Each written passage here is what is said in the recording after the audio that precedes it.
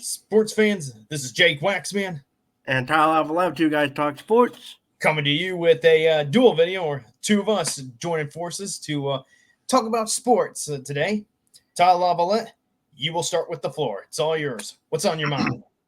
Yes, thank you very much, Jake. Now, yesterday marked for Comcast subscribers in various markets for baseball teams on Bally Sports networks the first time since the end of April that they got to watch their favorite sports teams, as Comcast and Diamond Sports Group reached a agreement that allowed the channels to be put onto the Xfinity's Ultimate TV package and not regular basic cable like where it used to be digital starter, which was apparently a sticking point that the sports group did not want all this time because of the whole bankruptcy situation they found themselves in.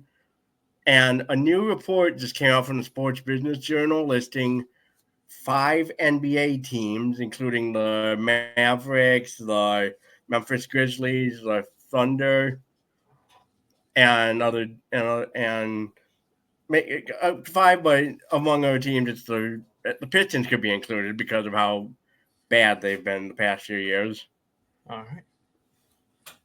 So and the Atlanta Hawks are included as well in the list. I think it was. Yeah, I think I remember you telling me all about this. So I'll be curious to see. In addition to these 5 NBA teams that you mentioned, is there going to be teams across all other sports like the NFL, the NHL, maybe the MLB, or even Major League Soccer, to name a few leagues? Okay, let's bring up the NFL and MLS. The NFL, all their games are generally aired on local over-the-air channels anyway, even if you're on ESPN or Prime or the new Netflix games.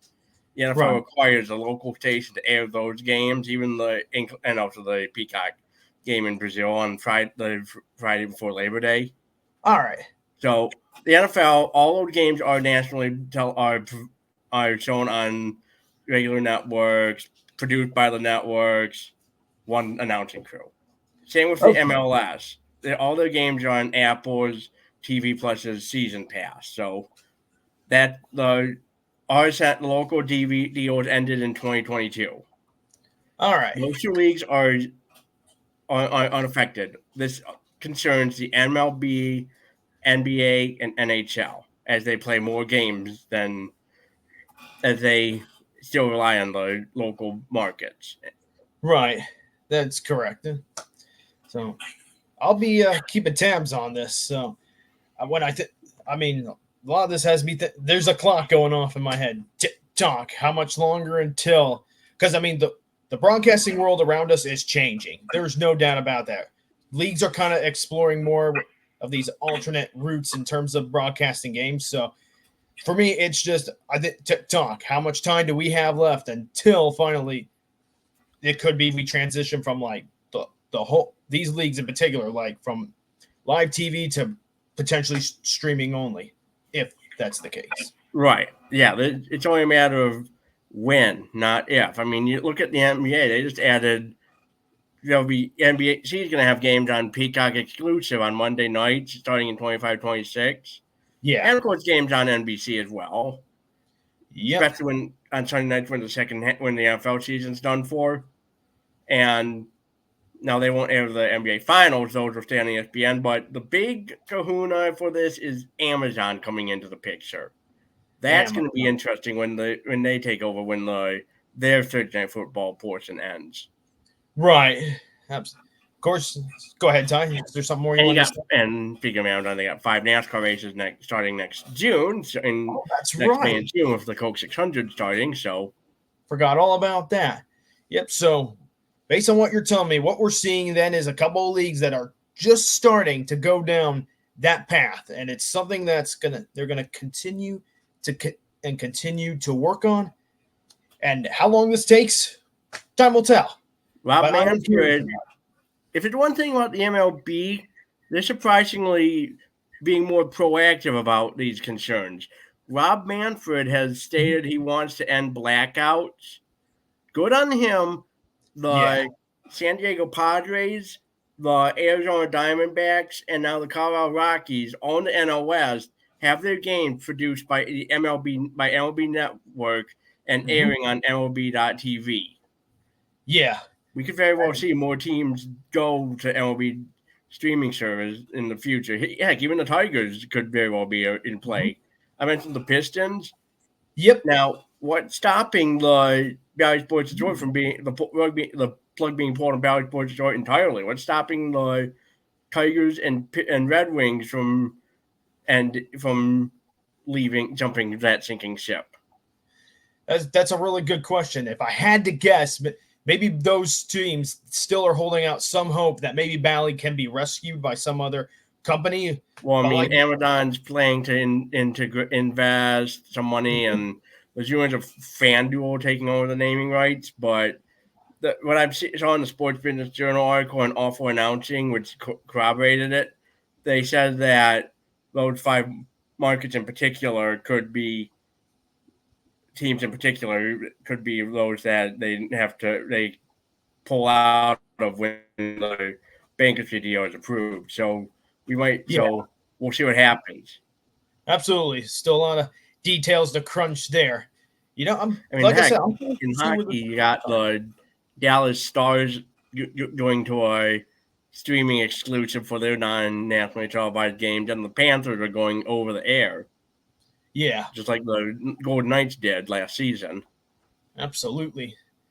And something I wanted to get to, and with a lot of these leagues like the NHL and the MLB having like so many games, this could be like, in a good way, a golden opportunity for some of these services that you mentioned to kind of step in and broadcast more of these games to the public. Right. Yeah. I mean, the games are being broadcast. I mean, it's all about the wider reach. I mean, yeah. The number of fans that will be able to watch the teams these past 2 months of the regular season with Comcast is going to be reduced significantly with the push up to the ultimate tier, next higher up tier, because less eyeballs watching it, and of course less people paying for regional sports fees and all. Yeah, absolutely. It's all about the viewership. The more you can draw in, the more interest you'll draw in from other networks, other streaming services, and all that stuff. They're all going for, okay, how's the viewership looking? How much money can we bring in from that viewership? When it comes to those networks, I'm going to say something that I'd say to myself a lot. Choose your battles wisely. Right. And I applaud Manfred for being like, let's end the blackouts. He wants to in-market package teams to have more teams to be under the MLB in-market umbrella by the start of 25. We'll see. Yes, we will. I mean, of course, you got the team-owned leagues. You got New York, the Yankees. You got the Red Sox that own their own teams. The Dodgers have a long-term deal with Spectrum, Comcast, and the Phillies. Heck, the Mets have Sportsnet New York. That's right. And many of these leagues, of course, networks like Mid-Atlantic, like some of those in the Mid-Atlantic Sports Network, especially in the Baltimore, D.C. area, don't have an in-market streaming service. Yeah. I do want to go ahead. So, yeah, the team-owned networks are going to be interesting to convince. Yeah. There is a part of me that kind of hopes to see more of that. Like, I know the Cubs used to have WGN, but I wonder if they're working towards maybe creating their own network. Well, they have Marquee Sports Network, and it has its own in-market streaming app. So Marquee. They have their own channel by that launch in 2020. So, yep, that's right. Marquee Sports Network. Yep. But I do like that network, and being able to see Cubs games on that network every once in a while. You only get to see the games every now and then on MLB Network, though. So, yeah, still nice though. So at least it's nice that they have that. Yeah, absolutely. Especially with so many games in these leagues every single season. It's hard to broadcast all of them. So it's nice to see some of these other smaller companies try to step up and give us more of what we sports fans are hoping. I mean, heck, we got Friday Night Baseball on Apple, so Apple TV. Yep, Apple TV Plus has had Friday Night Baseball since 22. So, yep. And as time goes on, I'm hoping to learn a little bit more about the structure of some of these broadcasts and what the future of this model is going to be going forward. Yeah. And look at the IndyCar. They're going all the races on Fox next year. Practice and qualifying on the sports channels, but the main races are going to be on Fox. Oh, that's right. IndyCar switching the Fox. But I'm excited about that. I think that's a good move for IndyCar. It'll be interesting to see how it pans out in the long run, of course. Mm-hmm. So, we shall see. We shall see, especially with how the situation with Bally unfolds. Yeah, yes, we shall. Anyway, you got anything else? You got something else to say? Like on top of anything? I guess I've run out of things to say about this subject. Yeah. Absolutely. Anyway, Jake, floor is yours. What do you got to say? All right, so I want to elaborate on something that I talked about in my last Wax on Wednesday. So I was talking about kind of the struggles of Team USA in the swimming pool. Not that we're entirely struggling, but we've won plenty of medals, but we've had a hard time winning gold medals. Something I did not mention that I probably should have. The women's side of Team USA in the swimming pool, they're doing just fine. They're winning medals, and they won a gold medal with Kate Douglas yesterday. Unfortunately, I can't say the same about the men's side. It's been an absolute struggle. It's been difficult to watch. And I know they're trying their best, and I'm not throwing any criticism on those young guys. They are putting their best. But clearly the men's side is having more of a youth movement than the women's side is. Clearly. Mm-hmm. Yeah, I mean, you're looking at Kate Douglas has been good. The Lily King, she's done okay. But the men's side, we're just not doing good. We're trying, but it's just not good enough. Yeah. Unfortunately, our culture seems to be embrace people more that win the gold medal than others, than silver or bronze, especially because that means you get at least one instance of NBC ending the prime time in Paris coverage with the anthem, but at 11 or 11:30. Yeah. It was nice to hear that a lot yesterday. Yesterday was a good day for Team USA, even in the swimming pool. So, without spoiling too much, in case you hadn't seen the races, it's not been a best day for our best men's swimmer, and Caleb Dressel. He's had a rough Friday, to say the least. It's not looking pretty. I'll say that. It's not looking pretty. I mean, everyone talks about the U.S.-Australian swimming rivalry, and for good reason. It's a good rivalry. Yeah. And also, in addition, kind of the youth movement on the guy side, it's also this is another one of those instances where other countries have also caught up. I mean, Australia in particular, they passed us by. Right now, they've got the best team across both sides in the swimming pool. And France, they got Leon Marchand, who is just killing it right now. Yeah, he gets to do something Phelps didn't. Swim in his home country. Absolutely. And he's rocking it out right now. Yeah, you hear him chanting his name, and the French fan chanting his name after he'd win and stuff. There's good reason. Yeah. He's super beloved there in France. Absolutely. Now. He's good. And I hope he's able to come back I know he doesn't represent Team USA, but I hope we get to see him in Los Angeles because he's good. He's a lot of fun to watch. So yeah, I mean, he swam in Arizona State, and he did good in college there, and that's right. I got a feeling he'll be back, but sometimes things happen in life, of course. Now, in regards to women's gymnastics, we had been good. They're killing it. Men's gymnastics, we took bronze and all around. Good job, guys. Yep. Another case of yesterday being a good day. And by the way, and speaking of, if there's one, there was an event that we won yesterday that I completely was not expecting, and that was the in men's rowing, the fours. We actually got a gold medal in the fours. Our fours team had a boys in the boat moment. How about that? Good job, guys. Good job. Another win another victory for us. I'll take it. And we got the eights tomorrow, and the U.S. They'll have a strong chance there too. It's crazy. In another weekend, that by next Sunday, it will all be over. Yeah, it's going by pretty fast.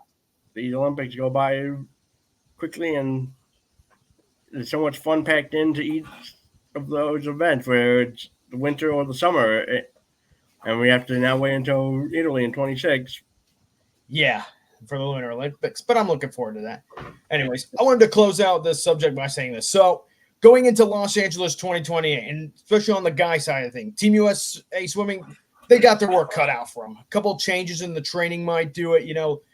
I'm sure there's some guys that are promising. I can't think of any names. I'll try to mention some in a later video. But I know we got some young, gifted swimmers in the pool. But there are some that are just kind of getting their feet wet in these Olympics. So they may not make the finals. But, hey, got to get that experience. And it would not surprise me to see Team USA have some male swimmers that have a breakout games, especially being at home games in Los Angeles.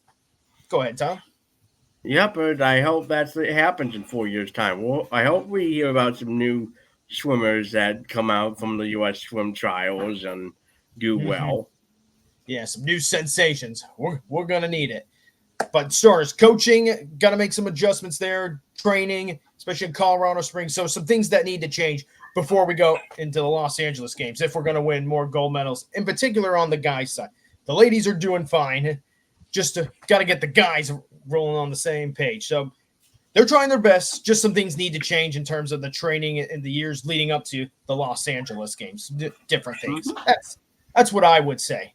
That part I still stand by. But I wanted to talk more about like how it's been different compared to the women's side of things for Team USA Swimming and the men's side. It's been a real struggle on the men's side. Just one gold medal, and that was in a relay. Anything else you have in mind? All right, and with that, if you got any more subjects, Tyler, I will leave the floor to you. Oh, thank you. And anyway,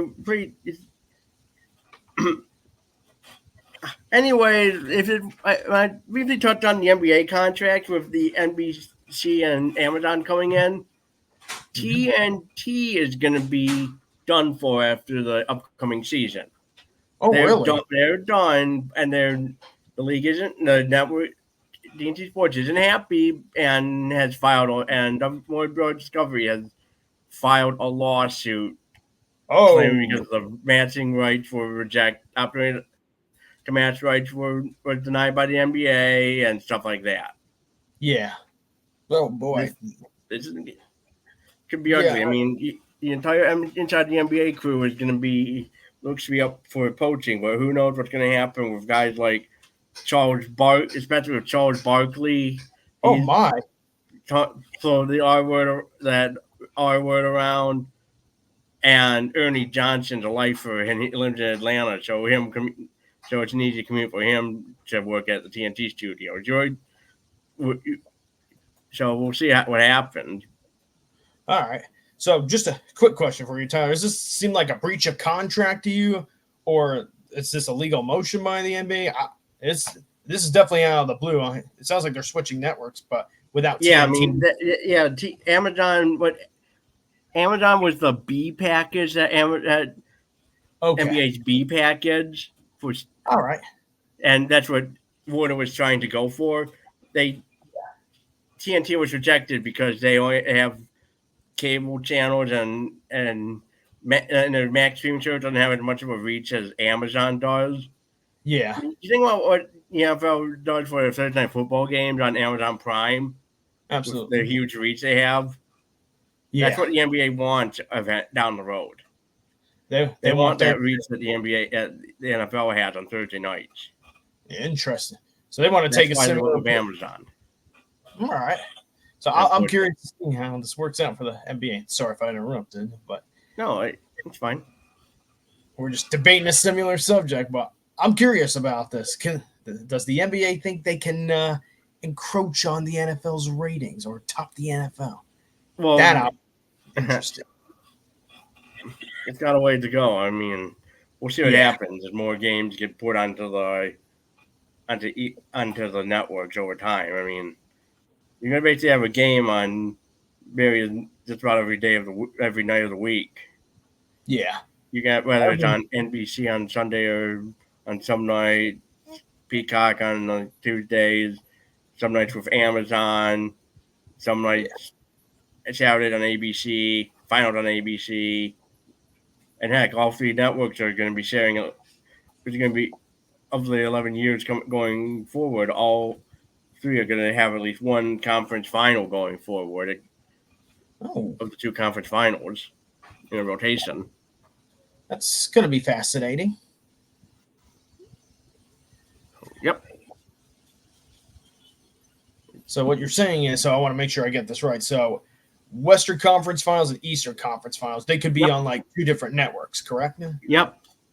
That's what I Yeah. thought. And 1 year there's going to be where ESPN, in all but one of the 11-year deal, it's going to have ESPN for 10 of them, all but 1 year. Yeah. Amazon and NBC will have the other, or NBC. Okay. Except for 1 year is going to be where it's just Amazon and NBC. So, All right. It kind of sounds like the NFL with the Super Bowl, and every year they switch up the network for the Super Bowl. they're not doing that for the final. I mean, ESPN's not Okay. getting a whole lot of regular season games. They're in games on Wednesdays now, but Yeah. they still got to keep the rights to the finals exclusively. Yeah. That's We don't get to hear Mount Rock for the finals. Yep. So, lot to sort out for the NBA then in terms of broadcasting. A lot to sort out. Yep. A lot to sort out, but for now, everything is ESPN TNT for the upcoming season when that gets released. Yeah. It'll be interesting. I don't watch a whole lot of NBA basketball, but might have to take a closer look to get a better understanding of this. Of course, Yeah, I mean, I enjoyed them more that the Pistons weren't a total dumpster fire. Yeah. I don't blame you there. Yeah, I don't blame you about the Bulls. Yeah, it's kind of hard. Bulls, Pacers. I sometimes have a hard time figuring out, am I really rooting for the – I'll admit this to you. I'll confess this to you. I have a hard time with this because I've been to Indianapolis a lot in my life, so sometimes I wonder, am I really a Bulls fan, or do I really like the Pacers more? I'm struggling here. What's wrong with me? I mean, it's strange. You don't like the White Sox. Yeah. And that team's owned by Jerry Reinsdorf. Oh, God. He owns the Bulls as well. Oh, boy. That guy has championships with both teams thanks to the success of Jordan in the 90s. Right. I mean, I like those. And, of course, the White Sox won their fluke sweep against Houston in 2005. That gets routinely forgotten about. Yeah, absolutely. All the people in Chicago in 2016 were happy when the Cubs won. Yet when the Sox won 11 years prior, no one really remembers it much. Really? Wow. At least, I don't think ESPN does for some reason. I mean, I do remember the White Sox finally won the World Series in the first decade, Yep, 2005. Okay, I thought it was 2005, but I could have. Yep, it was. Man, that was that many years ago, and yet Chicago sports fans, aside from White Sox fans, don't really think too much about it, I guess. Right. I also want to mention this. Now, I'm also going to be keeping a big eye, believe it or not, on the Memphis Grizzlies because Zach Edey, he got drafted by the Grizzlies, and he's been playing in their summer league. So I'm curious to see how many minutes he's going to get in his first regular season of the NBA, of course. So I'm looking forward to seeing Zach Edey, who played for Purdue, of course, make his NBA debut with the Memphis Grizzlies. We'll see where things go from there. Yep, we'll see how that goes. Yep. Can he adapt to the game? That's the big thing I'll be watching for this upcoming NBA season. Yep, that's important. And hey, we got the NFL coming up. Oh, yeah. I'm excited. The Bears had their preseason game last night in Houston in Canton. Draw preseason coverage. Yep, I saw a little bit of that too, and the game got canceled because the Thunder and the Lightning were just too much. So the Bears end up winning a game by 4. Well, you could maybe not forfeit, but just because the game got canceled. But I'll be. Yeah, it's preseason. I mean, when they canceled the only game that the lockout back in 2011 scrubbed, and no one was shedding a tear. Right. But for the record, Tyler, you didn't miss much because Caleb Williams did not actually play in this game. I had more watching how that Cubs game ended last night and showing the primetime in Paris stuff. Yeah. So I will say, sorry, you were saying something? Nope, nothing. I was just going to say, well, the Cubs, they've had some brilliant moments, and then they've just been inconsistent this season. One game or a few games, they look like they can make a charge again for that wild card spot, and then others, the bats are just too quiet, and they end up losing in like really boring fashion too. So Yeah, I don't know how it's going to be when we go in August. That's going to be fun, but still. I have no idea. I don't think the Cubs are going to make the playoffs, but I'm still looking forward to seeing them at Wrigley and watching them play your Tigers, of course. Yeah, I'm more excited about that trip visit to the stadium than the White Sox because of how the stadium's overall atmosphere is, and it has a lot more history and charm behind it than what Yankee Great Field has. I mean, when we pass by it on the Dan Ryan, we'll see. You'll get a good idea what I mean. Yeah, absolutely. I'm looking forward to getting to Wrigley Field and seeing and smelling the history of Wrigley. I'm stoked about that, and I hope you're as stoked as I am. Oh, I am too. That's awesome. Oh, and before I forget, speaking of football, yeah, in case you're wondering, yes, I am doing fantasy football again. I have reactivated my league, so you are more than welcome to attend if you would like. Oh, definitely. Yep, your profile's still there. You just got to remember your password and your email, and you'll be in. The date for the draft, in case you're wondering, Tyler, will be the 26th of August. And that's after we get back. Okie dokie. All right, when we're done, I'll log on to I'll download the NFL Fantasy Football app.